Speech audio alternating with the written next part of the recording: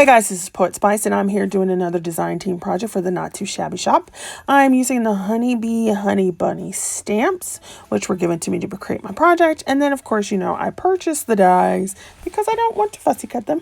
And I'm obsessed with dies. And then I also use the Spellbinders April large die kit from a couple years ago. I'm also using 2 different sizes of paper clips. And the images, so cute. I love the little bunnies. Now, with your image, you want to decide what size paper clip, and you're going to use it based on the size of the image and what else you want to do with it. So here, obviously, I'm going to use the smaller paper clip because that big one would just be crazy. I usually go ahead and cut anywhere from 3 to 5 extra layers. And this is in addition to the main image. So I'm going to go ahead and take 2 of those and glue those together. And then I'll end up gluing the colored image on top. Now, when you're doing this, you want to make sure that you line them up carefully so that they all work together.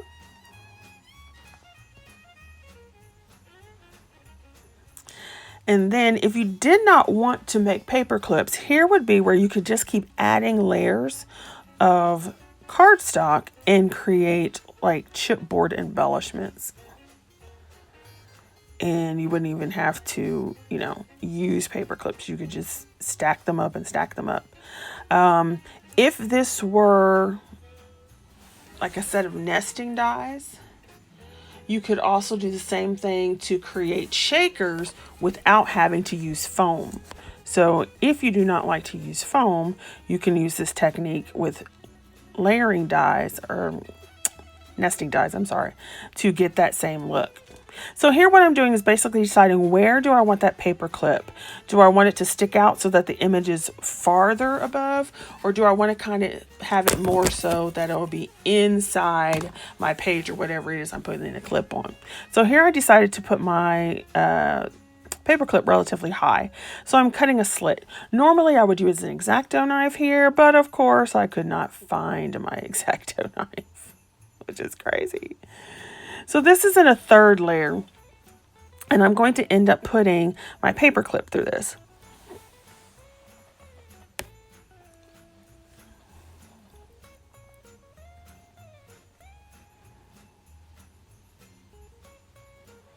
And you'll place your slit depending on how high or low you want the paper clip to stick out. So I want mine to be relatively hidden, so I'm going to place it higher up. I'm also going to use some double-sided tape just over that top part so that it kind of secures the paper clip and doesn't allow it to move as much. Then, of course, you're going to put some glue on that side and then glue it to the previous stack. So at this point, we would have 4 layers of cardstock, and the last one has the paper clip inside.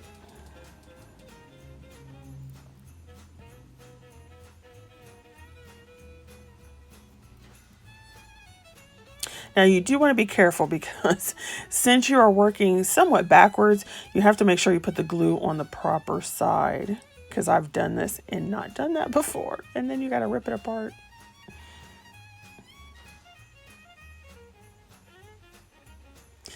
Now this time I decided I was going to place another piece of cardstock over top of that, over top of the top part of the paper clip. This doesn't have to be done, but I just wanted to do this here because I wanted to make sure that I had an extra bit of strength. And so here you can see that cute little bunny. How adorable is he? Or she. All right, so here we go, and we're going to do the second one. This time we're going to create pretty much like a scene on a paper clip. So I've used those die cuts from the Spellbinders kit, and I'm going to do the same process. So we're going to glue those up and then put them together. Now I do have a tip here. On the back, I want the Scrooge part to be on there. So I want the dark red paper.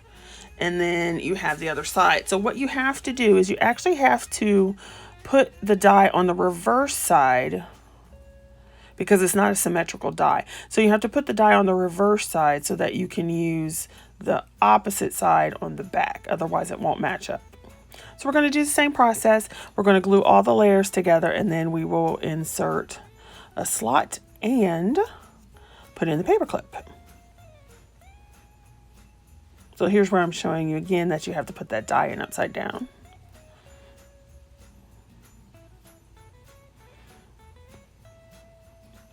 So here we go with the slot. We cut through, and I decided to cut through both pieces at the same time. Marry them up, and then we're going to slide our paper clip in. Then we're going to go ahead and layer that up. Now when you do this, you want to make sure that your paper clip kind of doesn't move. So I like to go back and put that tape on it.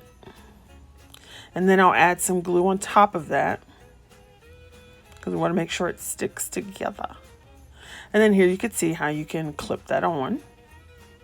Then we're going to create even more of a scene. So I took the inside die of that Spellbinders and I cut 2 pieces. And I'm going to add them to the side just to kind of widen our profile. I'm going to put some foam dots on there. Then I'm also going to add some glue. And the reason why I'm putting foam is because we have those multiple layers of cardstock plus the paper clip. So by adding the foam on the side, it allows it to kind of line up better. So then we just put that on top, and then you can see what it looks like from the front and the back. And then we're going to add our cute little bunnies. Now, as you can see, this was a Valentine's Day set. And of course, I wanted to make it Christmas, because when do we not want Christmas? I mean, come on. I took some ephemera pieces from a different die cut set, and I also took those little gingerbread and I did fussy cut those out, and I put them in the bunny's hands so that they would look like they were having cookies instead of holding hearts. And so here you can see how it would slide over an envelope or a page in your book, and there you go with the 2 cuties. They're so adorable. So I hope you enjoyed this. Go check out the shop and definitely go pick up this set because it's fabulous. And I shall see you later. Thanks for watching, and Merry Christmas and Happy New Year.